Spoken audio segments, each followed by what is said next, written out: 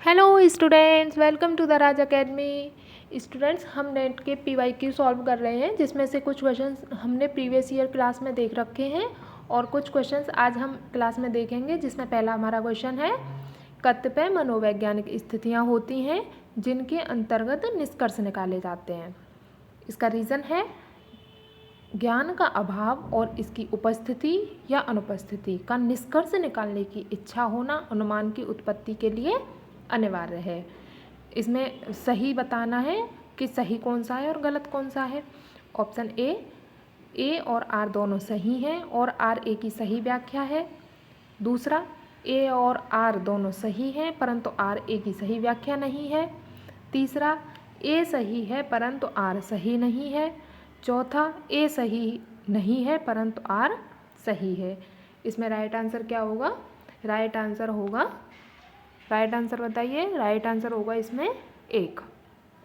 ऐसा है, एग्जाम्पल के तौर पे हम देखते हैं, जैसे कि अगर कोई कमरे में घुसता है ना, कोई कमरे में घुसता है और देखता है कि डिजिटल घड़ियाँ जो चमक रही हैं, ठीक है, और वह ऐसे सपोज करता है कि वहाँ हाल ही में बिजली चली गई है।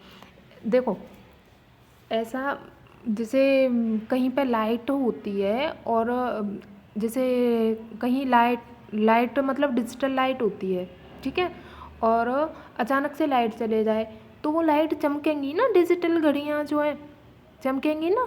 तो ये क्या है, ये इससे रिलेट कीजिए कि कतिपय मनोवैज्ञानिक स्थितियाँ होती हैं जिनके अंतर्गत क्या निकाले जाते हैं? निष्कर्ष निकाले जाते हैं। मतलब हमारी मनोवैज्ञानिक स्थिति से ही तो निष्कर्ष निकलते हैं। क्लियर?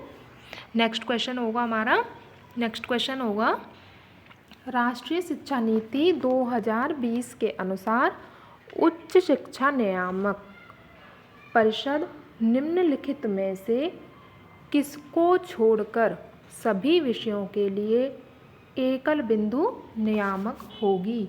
ऑप्शन 1 शिक्षक शिक्षा, ऑप्शन 2 चिकित्सीय और विधिक शिक्षा, ऑप्शन 3 कृषि विज्ञान, ऑप्शन 4 प्रबंधन। इसमें राइट आंसर क्या होगा? राइट आंसर होगा चिकित्सीय और विधिक शिक्षा। राष्ट्रीय शिक्षा नीति 2020 में उच्च शिक्षा नियामक परिषद निम्नलिखित में से किसको छोड़कर सभी विषयों के लिए एकल बिंदु नियामक होगी? उसमें क्या दिया जाएगा? देखो, शिक्षक शिक्षा भी दी जाएगी, कृषि शिक्षा भी दी जाएगी और प्रबंधन, ठीक है। राष्ट्रीय शिक्षा नीति 2020 में टीचर ट्रेनिंग भी, एग्रीकल्चर भी, साइंस भी और मैनेजमेंट भी, ठीक है, इन सब की शिक्षा दी जाएगी। अब यहाँ हम राष्ट्रीय शिक्षा नीति 2020 की बात करते हैं। ये राष्ट्रीय शिक्षा नीति 2020 1986 जो नीति आई थी ना, उसके स्थान पर आई थी। किसके स्थान पर आई थी? राष्ट्रीय शिक्षा नीति 1986 के स्थान पर आई थी, ठीक है। और इस एजुकेशन पॉलिसी में क्या है कि 3 वर्ष से 18 वर्ष तक के बच्चों को शिक्षा का अधिकार दिया गया है। कितने के?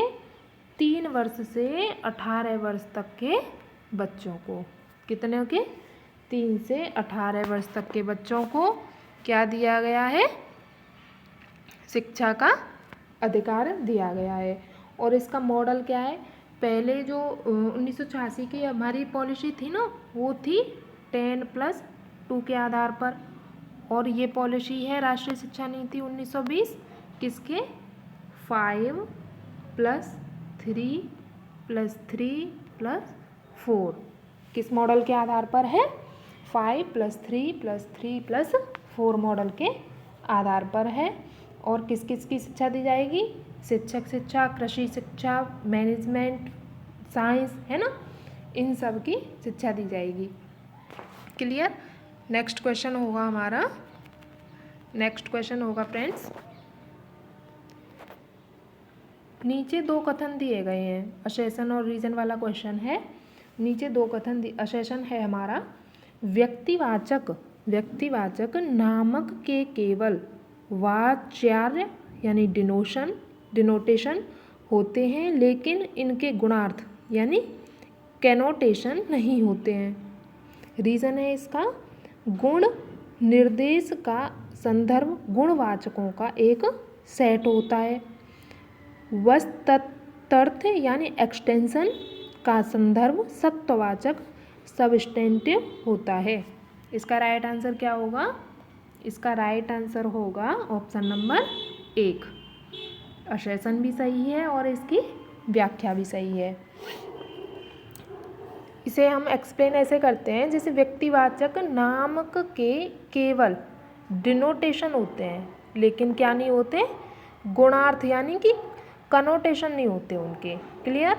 क्योंकि इंटेंशन है ना, इंटेंशन का मतलब होता है गुणवाचकों का कोई एक सेट होता है। ठीक है। एक्सटेंशन का मतलब होता है कि सबस्टेंटिव का कोई एक सेट होना। क्लियर? हमारा नेक्स्ट आंसर क्या है? आंसर है हमारा फर्स्ट। नेक्स्ट क्वेश्चन होगा राज्य में विश्वविद्यालयों की संख्या के संदर्भ में सही अवरोही क्रम की पहचान कीजिए। इसमें पूछ रहा है कि कौन से राज्य में सबसे ज़्यादा विश्वविद्यालय हैं और उन्हें कम अवरोही मतलब उन्हें घटते हुए क्रम में लिखना है। सबसे पहले जिस राज्य में सबसे ज़्यादा विश्वविद्यालय हैं, सबसे ज़्यादा किस राज्य में है? देखो ये क्वेश्चन ना यूजीसी ने इसको एनटीए ने ड्रॉप किया हुआ है। इस क्वेश्चन को ड्रॉप इसलिए किया है क्योंकि यूपी, उत्तर प्रदेश और कौन सा है हमारा? राजस्थान। इसमें दोनों में कितने हैं? बराबर हैं। कितने? 83 दोनों में है। क्लियर? और गुजरात में कितने हैं? अच्छा, यहाँ ये एनटीए ने ड्रॉप किया है, लेकिन फिर भी हम इनकी संख्या देख लेते हैं। 83 यानी 83 दोनों में है, उसमें यूपी में और राजस्थान में। और एमपी में कितने हैं? क्रम से हम देखेंगे। गुजरात में कितने हैं? गुजरात में है 59। कितने? गुजरात में 59। एमपी में 39 और कर्नाटका में 20। कितने हैं? यूपी में, राजस्थान में 83, गुजरात में 59, एमपी में 39, कर्नाटक में 20। क्लियर? नेक्स्ट क्वेश्चन होगा मापन साधनों यानी कि मैनेजमेंट टूल। ठीक है। मैनेजमेंट टूल को विकसित करने की मतलब डेवलप करने की प्रविधियों यानी कि टेक्निक के सही क्रम में को पहचानिए। मैनेजमेंट जो टूल होते हैं ना, उनको डेवलप करने की जो टेक्निक होती हैं उन्हें पहचान करना है उनकी। इसमें राइट आंसर क्या होगा? राइट आंसर होगा, सबसे पहले क्या आएगा? सबसे पहले अवधारणा का विकास करेंगे। हमें कैसे कोई भी मैनेजमेंट या फिर मतलब कुछ भी अगर हमें डेवलप करना है ना, तो सबसे पहले क्या करेंगे? हम अवधारणा का विकास करेंगे। उसके बाद क्या करना है? उसके बाद करना है हमें अवधारणा यानी कि आयामों का विनिर्देशन यानी स्पेसिफिकेशन ऑफ कंसेप्ट डायमेंशंस। क्या करना है? अवधारणा आयामों का विनिर्देशन। ठीक है। नेक्स्ट क्या होगा? सबसे पहले अवधारणा का विकास करेंगे, फिर उनके आयामों का विनिर्देशन करेंगे, फिर क्या करेंगे? उनकी सूचकों का चयन। ठीक है। फिर क्या करेंगे? सबसे लास्ट में सूचकांक का निर्माण, फिर इंडेक्स बनाएंगे सबसे लास्ट में। ठीक है। सबसे पहले अवधारणा का विकास करेंगे, फिर अवधारणा आयामों का विनिर्देशन करेंगे, फिर इंडिकेटरों का चयन करेंगे, फिर इंडेक्स का निर्माण करेंगे। क्लियर? ये मैनेजमेंट टूल के अंदर ऐसी विधि अवधारणा का विकास होता है सबसे पहले। ठीक है। फिर उसके बाद आयामों का विनिर्देशन होता है। ठीक है। फिर कॉन्सेप्टों का निर्माण होता है और कॉन्सेप्ट का निर्माण फिर सबसे लास्ट में क्या होगा? इंडेक्स बनाएंगे। क्लियर? नेक्स्ट क्वेश्चन होगा अच्छा, यहाँ हम देख लेते हैं इसमें मापन उपकरण की 2 विशेषताएं होती हैं। कितनी विशेषताएं होती हैं? 2। सबसे पहले व्यावहारिक और दूसरी तकनीकी। कितनी होती हैं? 2 होती हैं, व्यावहारिक और तकनीकी। ठीक है। तकनीकी विशेषताओं के अंतर्गत विश्वसनीयता, वस्तुनिष्ठता, वैधता, विभेदता, ये क्वालिटी होनी चाहिए। ठीक है, क्लियर। नेक्स्ट क्वेश्चन होगा हमारा, नेक्स्ट क्वेश्चन होगा सामान्य ताप दाब पर पृथ्वी के परितः शुद्ध ओजोन गैस की 1 mm परत किसके बराबर होती है? किसके बराबर होती है? 100 डाप्सन यूनिट के बराबर। क्लियर। कितने, किसके बराबर? 100 डाप्सन यूनिट के बराबर। DU का मतलब होता है डाप्सन यूनिट। और ओजोन ऑक्सीजन के 3 अणुओं से मिलकर बनती है। कितने? ओजोन अणुओं के 3 अणुओं से मिलकर बनती है और पृथ्वी पर परावैंगनिक विकिरणों को आने से रोकती है। जो परावैंगनिक किरणें मनुष्य को बीमारी से ग्रसित करती हैं और पृथ्वी पर इसकी वजह से जीवन संभव हो पाया है। ठीक है। और ओजोन परत पृथ्वी के वायुमंडल की एक परत है।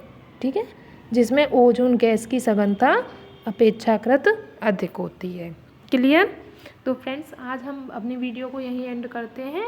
अगर आपको कोई भी आपकी क्वेरी हो तो आप कमेंट बॉक्स में पूछ सकते हैं। Thank you, bye bye.